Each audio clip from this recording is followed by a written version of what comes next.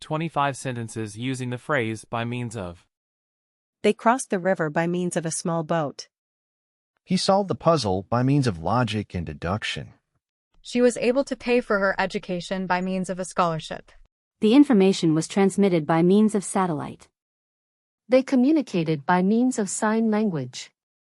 The building was demolished by means of controlled explosives.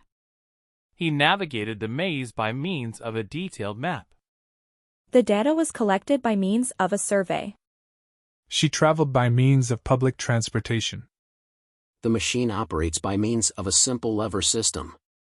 He achieved success by means of hard work and determination.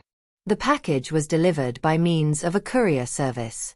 The disease was treated by means of antibiotics. They escaped by means of a secret tunnel.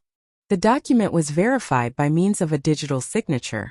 The message was encrypted by means of advanced algorithms. He found the solution by means of trial and error. She expressed her feelings by means of a heartfelt letter. The event was funded by means of donations. The plant grows by means of photosynthesis.